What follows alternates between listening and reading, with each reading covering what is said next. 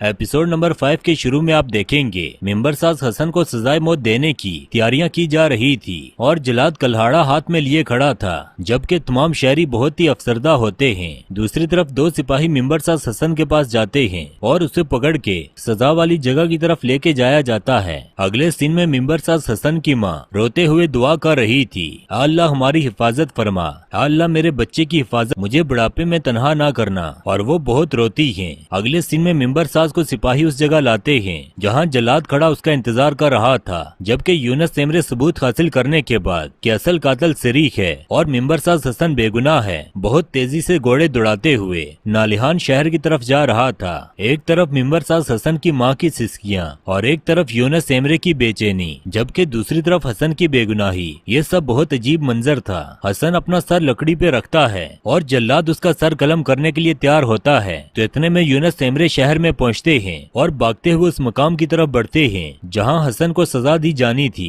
हसन रोते हुए कलमा पढ़ने लगा। हसन की नाबीना वालदा सिसकियां लेते हुए आहें भरती रही और अल्लाह के हुजूर दुआ करती रही। जल्लाद ने अपना कल्हाड़ा फिजा में बुलंद किया और जैसे ही वो हसन का सर कलम करने लगा, इतने में यूनुस एमरे वहां पहुंच गए और दूर से ही चिल्लाते हुए कहने लगे, रुको।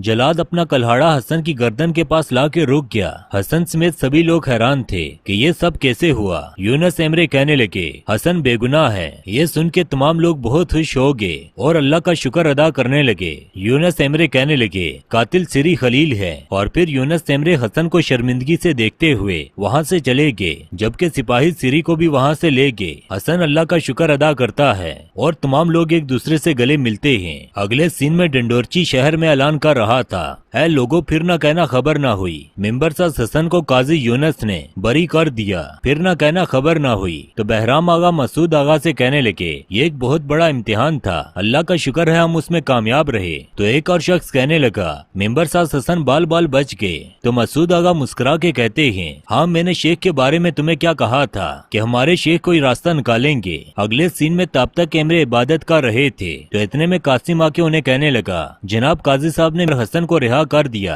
तो तब तक एमरे ये सुन के अल्लाह का शुक्र अदा करते हैं और कासिम से कहने लगे, आज लोगों में पानी के बजाय शरबत तकसीम करो। इतने में यूनुस एमरे वहाँ आते हैं और तब तक एमरे कहने लगे, खुशामदीद काजी साहब। तो यूनुस एमरे कहने लगे, शुक्रिया मेरे शेख। और फिर यूनुस एमरे तब तक एमरे के सामने बैठ के तब तक एमरे कहने लगे, कौन शेख काजी साहब, मैं महज एक आजिज बूढ़े से ज्यादा कुछ नहीं। यूनुस एमरे कहने लगे, आप तवाज़ो से काम ले रहे हैं कि आप शेख नहीं, मगर मैं हकीकत जान चुका हूँ। तो तब तक एमरे कहने लगे, तवाज़ो तो तकब्बर से रब की पनाह मांगता है। मेरा नाम तब तक एमरे है, मैं दीवारों का काम करता हूँ। यूनुस एमरे कहने लगे, आप कहते हैं आपको पढ़ना लिखना नहीं आता, मगर मैं आपका इल्म देख चुका हूँ। आप तवाज़ो से कहते हैं आप शेख नहीं, मगर मैं आपको जान चुका हूँ। तो तब तक एमरे कहने लगे, जनाब काजी साहब, मैं नाचीज नहीं जानता कि मैं कौन हूँ, मगर मैं इतना जरूर जानता हूँ कि मैं शेख नहीं, मैं इंसानों में एक अदना इंसान हूँ जो आपके सामने शेख होने का दावा करे।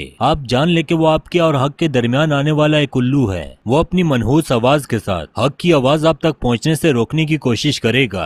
आप जब भी उसे कहीं देखें उस मनहूस से दूर रहें। और इसके बाद यूनुस एमरे कहने लगे, जनाब अगर आप इजाजत दें तो मैं आपकी सोहबत इख्तियार करना चाहता हूँ, आपका मुरीद बनना चाहता हूँ। तो तब तक एमरे कहने लगे, बेटा हमारे पास ऐसी क्या चीज है जो हमें नजर नहीं आती। आपने बड़े बड़े मदारस के आलमों से इल्म हासिल किया, आप बहुत बड़े काजी हैं, आप बहुत सा इल्म जानते हैं, हदीस जानते हैं, फिका जानते हैं, मंतक जानते हैं और फलसफा जानते हैं, बल्कि शायद आप फल्कियात भी जानते हो। हमारी कुतब में भला कौन सा इल्म है, अगर आप तलब भी करें तो हमारे पास आपको सिखाने के लिए कुछ नहीं। आप जैसा काजी एक ऐसे बूढ़े शख्स के साथ जो कि दूसरों का मोहताज है, उसके साथ रह के क्या करेगा। हम तो बस आपको एक नसीहत कर सकते हैं, अगर आप सुनना चाहें तो आप अपनी अदालत में इंसाफ से काम लिया करें, अदल के अलावा दुनिया को कुछ भी नहीं चाहिए। और इसके बाद यूनुस एमरे वहाँ से चले गए। अगले सीन में कासिम यूनुस एमरे से कहने लगे, तब तक एमरे बहुत रहमदिल हैं, मगर वो इंसानों का इम्तिहान लेते हैं। ना तो वो किसी आने वाले को रोकते हैं और ना ही किसी को खुद आने का कहते हैं, मगर मैं इतना कहूँगा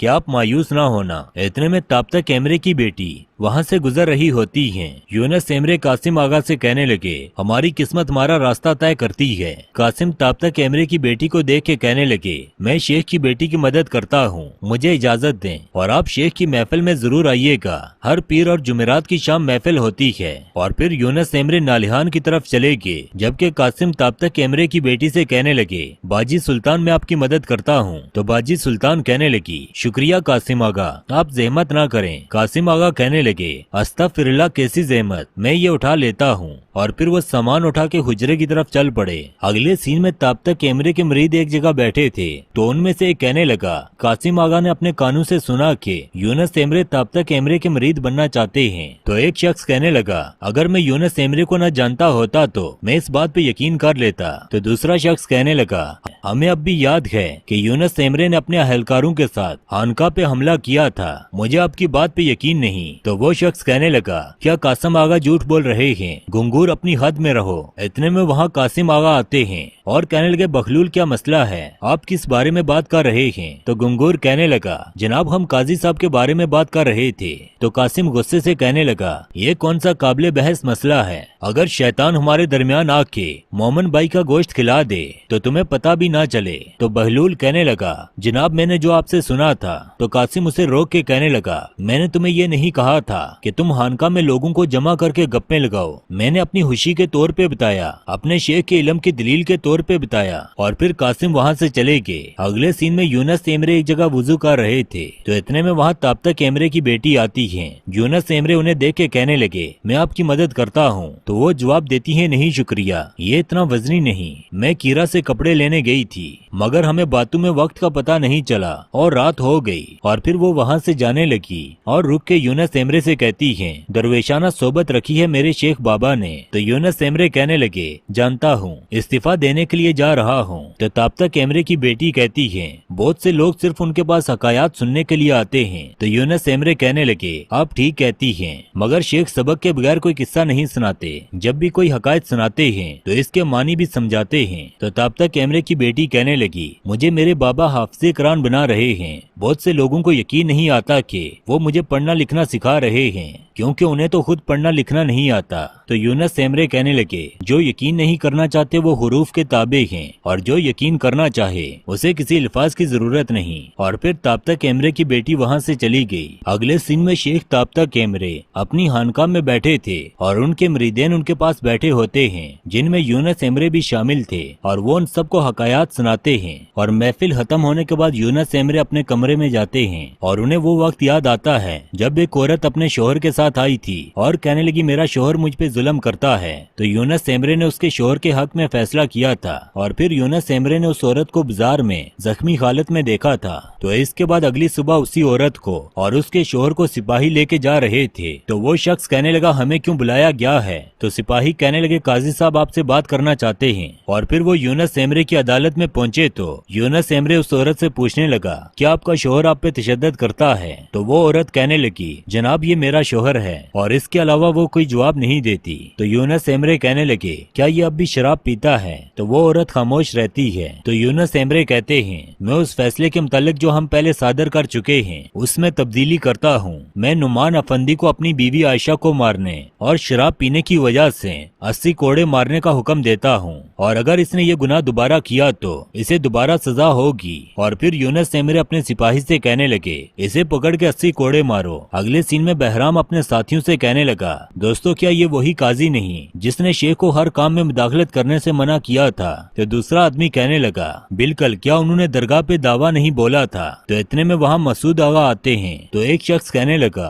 जनाब काजी साहब ने जिस हाथ पे थूका था उसी को चूम लिया। तो मसूद आगा कहने लगे, ये बातें किसने सुनी और किसने देखी हैं? आप लोग शेख की बातें नहीं सुनते क्या? वो आइनाल के बारे में भी फालतू बात नहीं करते, थोड़ा सब्र करो, शेख महफिल में कोई इशारा देंगे। अगले सीन में यूनुस एमरे उस आदमी के पास जाते हैं जिसके मालिक पे एक बूढ़े शख्स ने चोरी का इल्जाम लगाया था, और वो उससे तहकीकात करने लगे और उसे कहने लगे, मुझे सच बताओ तो मैं तुम्हारी सजा माफ करूंगा। बताओ कि अर्तगन की चोरी किसने की थी। अगर तुमने ना बताया तो तुम्हें इसकी बुरी सजा मिलेगी। अगले सीन में यूनुस एमरे उस आदमी के घर पे जाते हैं जिसने अर्तगन अफंदी का माल लूटा था और उससे तहकीकात करने लगे तो वो कहने लगा आपने ही तो कहा था कि अर्तगन इल्जाम लगा रहा है। तो यूनुस एमरे उसके कीमती जूते देखते हैं। वो शख्स कहने लगा मैं कसम खाता हूँ मैंने चोरी नहीं की, आपने ही तो कहा था मैं मासूम हूँ। तो यूनुस एमरे गुस्से से कहने लगे अब मैं ही कहता हूँ तुम चोर हो, या तो उस बूढ़े शख्स का सामान वापस करो या फिर जेल में पड़े रहो।